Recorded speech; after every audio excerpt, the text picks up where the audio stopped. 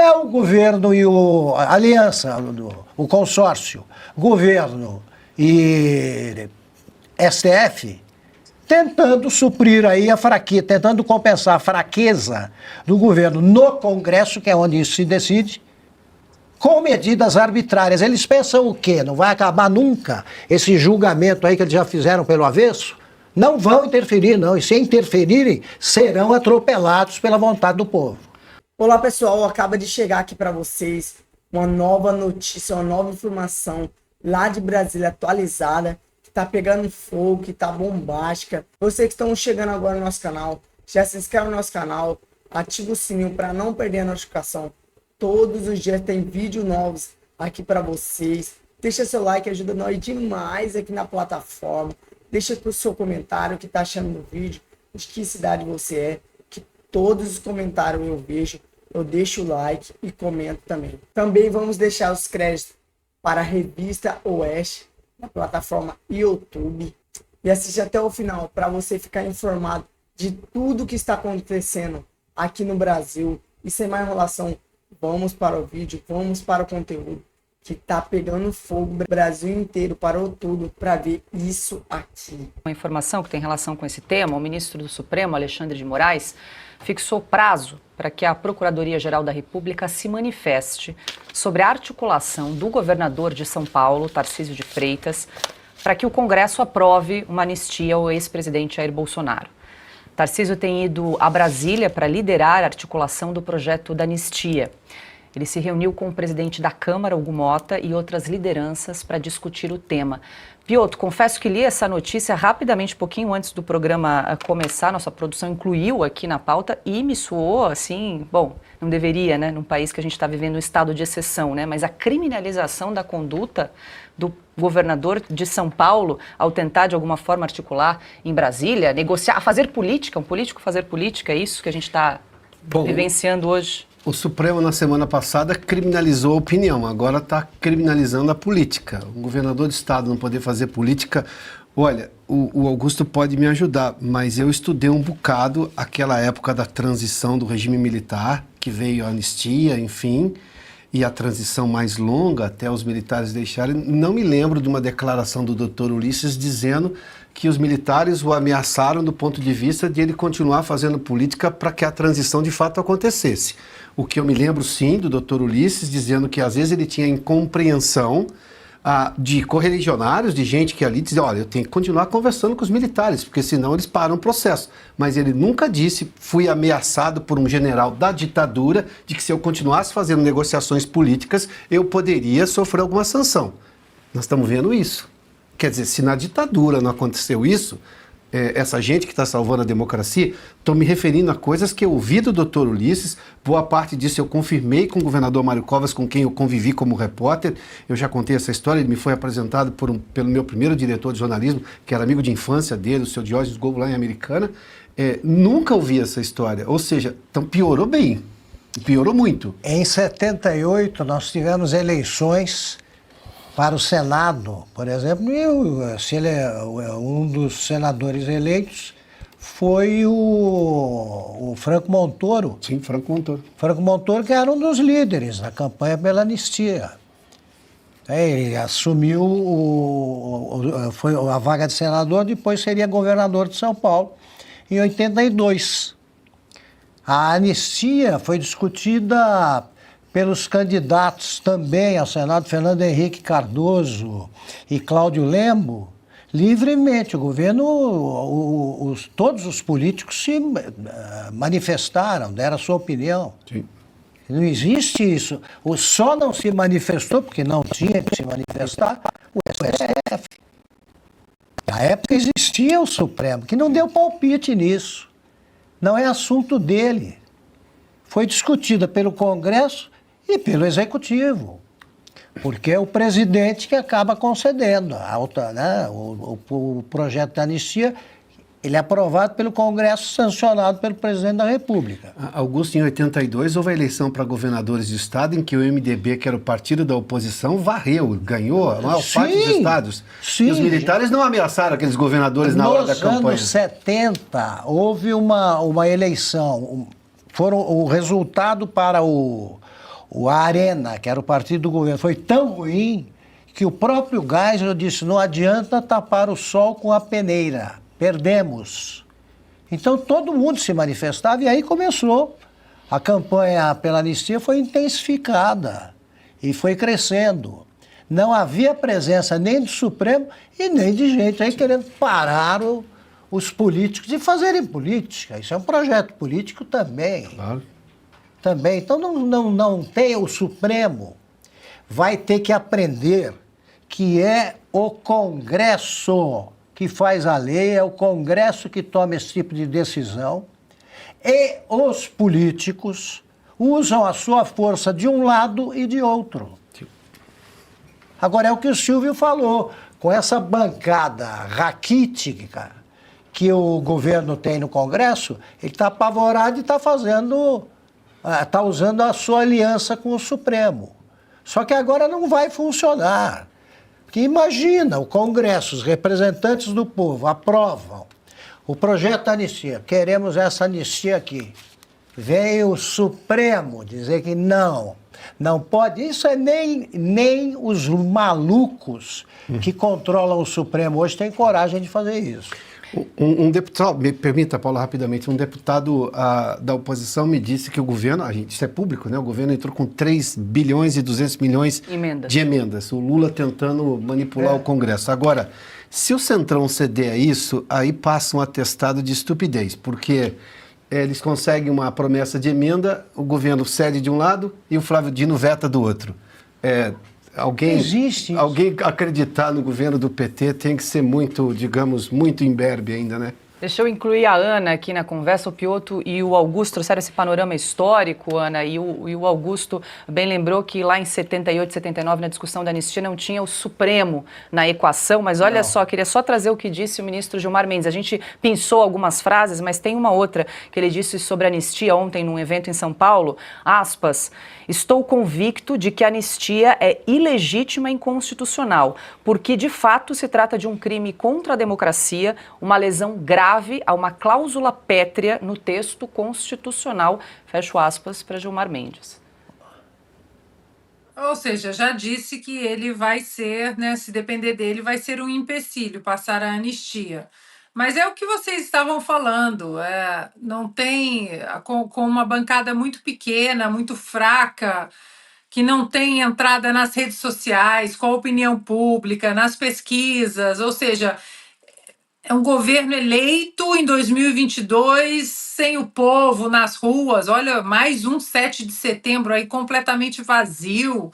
Ou seja, esse governo não demonstra a força do povo em números, inclusive atuais. Então, eles precisam, seja no Congresso, esses números, ou nas ruas, ou nas redes sociais, ou nas pesquisas.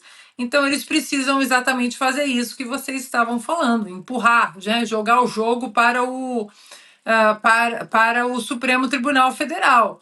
E aí, as perseguições, mais uma vez, como o secretário de Estado Marco Rubio disse, né, uma corte onde nós temos testemunhado uma corte conduzida por juízes ativistas, e aí ele fala especialmente um em particular, e esse um em particular vai começar. Daqui para frente, eu acho que todo dia vai ser nosso exercício diário falar. Moraes manda a PGR opinar sobre a atuação de Tarcísio por anistia. Moraes manda a PGR parará. Todo dia vai ser isso. Moraes, papapá. Eles não têm a opinião pública ao lado deles. Eles não têm números. E aí, Paula, fica muito difícil eles continuarem emplacando todas essas narrativas de golpe, mesmo com a imprensa estatizada toda do lado deles. Nós sabemos muito bem hoje que o que comanda, o que alimenta as engrenagens das notícias hoje são as redes sociais. Então, por mais que a imprensa estatizada continue repetindo todas as bobagens que esses ministros falam, não adianta, o povo hoje sabe da verdade. Mais uma vez, é por isso que o projeto número 1, para mim, eu acho que o projeto número 1 daqui para frente, principalmente entrando em 2016, vai ser calar as redes sociais. Vejam a maluquice, né? Um juiz, qualquer juiz, por definição, não pode se meter em política. Sim. Tá? Se eles quiserem, todo juiz, ou promotor, esse pessoal aí do aparelho judicial, para ser candidato, eles têm que sair, deixar o cargo. Aí eles são candidatos. Essa declaração, ou essa ideia de segurar os movimentos, de impedir a movimentação de um governador eleito pelo povo, é um gesto político. Então eles estão fazendo política e querem impedir que haja politicamente um homem eleito pela ampla vontade aí dos paulistas. Sim. Foi eleito, agindo em nome do povo de São Paulo também, é ele o governador. E se será candidato ou não é outro problema. Ele é o governador e faz o que quer, ele é de outro poder do executivo. De novo, é o governo e a aliança, o consórcio, governo e STF, tentando suprir aí a fraqueza, tentando compensar a fraqueza do governo no Congresso, que é onde isso se decide, com medidas arbitrárias. Eles pensam o quê? Não vai acabar nunca esse julgamento aí que eles já fizeram pelo avesso? Não vão interferir, não. E se interferirem, serão atropelados pela vontade do povo. Ô Silvio, só uma questão... Paula. Diga, Ana. Rapidinho, só para pegar exatamente Claro. esse gancho aí do Augusto. Para quem joga xadrez, você tem sempre que estar alguns movimentos à frente. O esporte também é assim. Às vezes você estuda ali as estatísticas e você tem que fingir que está dando alguma coisa para o adversário, porque você quer outra coisa que é mais eficiente. E aí a pergunta que eu deixo para todos nós, principalmente para os nossos representantes no Congresso, é: qual é o plano? Porque já, da mesma maneira que nós sabíamos qual seria o desfecho do julgamento, com muitas aspas, do presidente Bolsonaro e desse núcleo, nós já sabemos também se a anistia passar nas casas, se o Congresso de fato respeitar a vontade popular e passar, e o Supremo colocar a mão ali política e falar isso aqui é inconstitucional, não vale nada e acabou. Qual é o plano do Congresso diante disso? Porque isso vai acontecer. Eles têm um plano para isso? Deixa eu aproveitar que nós estamos em contato direto com o deputado Nicolas Ferreira. Ele está agora direto do plenário da Câmara dos Deputados. Deputado, muito boa noite. Seja bem-vindo. O deputado traz mais informações justamente sobre esse PL, projeto de lei da anistia que estamos discutindo e debatendo no programa. Seja bem-vindo, deputado. Boa noite, Oeste, boa noite aos espectadores. Quero, antes de mais nada, agradecer pela oportunidade de estar falando um pouco com vocês. Sei que não foi nada programado, mas por tempo da urgência, eu achei necessário a gente convocar aqui o povo brasileiro para a maior pauta que nós temos hoje, que é a anistia. O Hugo Mota disse que amanhã será votada a anistia. Nós precisamos de 257 votos. Eu tenho ouvido diversas vozes aqui e está me preocupando, porque nós sabemos que o outro lado ele joga sujo, de que ele tem meios de ação que nós não temos. Nós não temos o ministro do STF ao nosso lado, não temos como ganhar os outros deputados com emenda. Nós literalmente só temos o dever de fazer o certo, e isso muitas das vezes não basta, né? Deveria, mas não basta para os demais congressistas aqui. Então, eu peço para que você, que é eleitor, que sabe da injustiça que está acontecendo com a anistia, de pessoas que estão separadas de suas famílias, pessoas que estão sendo perseguidas por conta de estarem de verde e amarelo, porque se estivessem de vermelho não estariam sendo perseguidos. Eu peço para que cobre mesmo o seu deputado, os seus deputados do seu estado, para que votem a favor da anistia amanhã. Ainda é apenas a urgência, mas não tenho dúvidas de que já vai ser um sinal, um passo gigantesco. Se nós perdermos amanhã, pode ter certeza que não vai ser por conta de incompetência ou falta de lutar, mas porque nós estamos literalmente contra uma maioria uma maioria que detém ministros do Estado, uma maioria que detém ministros do STF, uma maioria que chantageia um Congresso, que abre inquéritos, que faz busca e apreensão, que literalmente persegue seus opositores políticos, que quer matar literalmente seus opositores políticos, como aconteceu na facada de Jair Bolsonaro, como aconteceu com Donald Trump, como aconteceu, enfim, com Charlie Kirk agora. Então nós não estamos lutando apenas contra opostos políticos, estamos lutando contra criminosos. E, portanto, eu peço essa ajuda mais uma vez do povo brasileiro. Nós estamos fazendo aqui de tudo. Eu estou literalmente saí de casa hoje pelas 4 da manhã, nem vi o dia, a luz do dia hoje. Estou aqui o dia inteiro e está longe ainda de terminar para a gente conseguir ter essa vitória amanhã. O que eu não quero é com que amanhã o governo Lula e o STF comprem os deputados e consiga ter uma derrota amanhã para dizer que a anistia acabou e o Congresso decidiu. E aí, de fato, a gente, enfim, vai ter perdido essa batalha, uma batalha muito grande. Então, amanhã é o dia decisivo para a gente conseguir aprovar a anistia. A Câmara dos Deputados iniciou, então, a ordem do dia e está analisando, nesse momento, a proposta de emenda à Constituição que prevê a autorização da Câmara dos Deputados ou do Senado para o Supremo processar tanto deputados quanto senadores. Essa PEC, batizada pelos parlamentares críticos ao texto de PEC das prerrogativas, ainda está pendente de parecer do relator, o deputado Cláudio Cajado. O texto original, que é do deputado licenciado Celso Sabino, ele que é atual ministro do Turismo, também proibia o afastamento do militar por medida cautelar judicial. Silvia, a gente está acompanhando, são imagens ao vivo do plenário da Câmara dos Deputados, em que os parlamentares, então, discutem essa PEC nesse momento.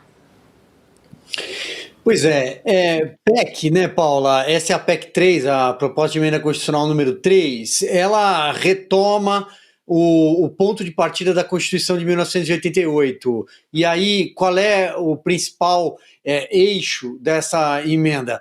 As mesas da Câmara e do Senado precisam autorizar que um deputado seja processado, que um deputado seja preso, por exemplo, tem um prazo, 90 dias. Caso a direção das casas não se manifeste, aí sim ele poderia sofrer algum tipo de punição do judiciário. Isso tem previsão constitucional de 1988, mas houve uma mudança em 2001 e passou a valer justamente a vontade do Supremo Tribunal Federal. Então, por isso que a imprensa tradicional, defensora do Supremo Tribunal Federal, defensora dos ministros Alexandre de Moraes, ministro Gilmar Mendes, chama de PEC da blindagem e não PEC das prerrogativas, porque é uma prerrogativa do parlamentar e sempre foi assim, em outras constituições também era assim. Mas a imprensa não quer, a imprensa quer que o Alexandre de Moraes faça com deputados o que ele fez com Daniel Silveira, as invasões de gabinete para busca e apreensão, como aconteceram mais de uma vez com deputados do PL, o próprio deputado Alexandre Ramagem agora é alvo de uma condenação pela primeira turma, e tem também um outro trecho que aumenta essa proteção, né, não só para deputados, mas também para presidentes de partidos que não têm mandato. Aí eu já acho algo um tanto quanto bastante discutível, porque ser dono de partido, você não tem voto, então você não deveria estar protegido pelo eleitor. Mas é isso, é o texto que vai a voto. Hugo Mota colocou para votar, a urgência. Quando o presidente da Câmara põe uma PEC, é porque ele já tem a planilha pronta, ele sabe que tem gordura para votar. O quórum estava baixo, o PT é contra, o governo é contra, o governo joga a favor do STF. Na oposição, o Partido Novo também é contra. Ou seja, nesse caso, o Partido Novo não está junto com o PL e com os partidos do centro. Eu acho que vai passar, Paula, porque o Hugo Mota não arrisca, presidente de Câmara não arrisca colocar em votação uma emenda que exige 308 votos sem ter certeza. Então a gente deve acompanhar isso aí nas próximas horas. Vamos aqui para mais uma nova informação que acaba de chegar aqui para vocês. A SAB volta a manifestar apoio à anistia e diz que a questão está resolvida. Figura-chave do Centrão, o líder do PSD, respondeu de forma favorável ao ser abordado por Valdemar de Costa Neto, do PL. O presidente nacional do PSD, Gilberto Kassab, manifestou apoio explícito à proposta de anistia a condenados e investigados por envolvimento nos atos de 8 de janeiro. A declaração, segundo o registro do portal Metrópolis, foi feita nesse sábado, durante participação dos Rocas Festival, evento volta ao setor de equilíbrio realizado em Itaú, no interior de São Paulo. Kassab entregou um painel ao lado do presidente do PL, Valdemar Costa Neto, com mediação do deputado estadual Tomi Abduch, republicano ligado à base bolsonarista. Durante o combate, Valdemar cobrou publicamente uma definição do PSD sobre o projeto da anistia que tramita no Congresso Nacional, cuja eventual aprovação pode beneficiar o ex-presidente Jair Bolsonaro, considerado aos 27 anos de prisão pelo Supremo Tribunal Federal, STF. Em resposta, Cannabis afirmou: para mim, essa questão está resolvida. A situação favorável à anistia.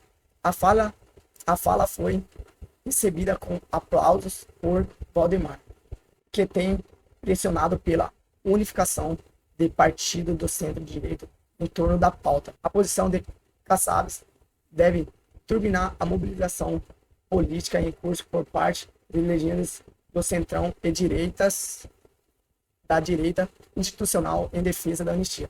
A proposta tem aliados em Brasil, com apoio entre lideranças partidárias, sobretudo depois da condenação do STF. No Congresso, deputados e senadores articulam a volta da medida ainda nesse segundo semestre. Então esse foi o vídeo. Se você gostou desse conteúdo, já deixa seu like, já se inscreve, ativa o sininho para não perder a notificação. Todos os dias tem vídeo aqui para vocês. E muito obrigado por chegar até o final. Seu comentário ajuda nós demais também. Comente aí o que você achou do vídeo, de que cidade você é. Eu vou deixar o coraçãozinho no seu comentário. E vou ver e vou comentar também o seu comentário. E até o próximo vídeo.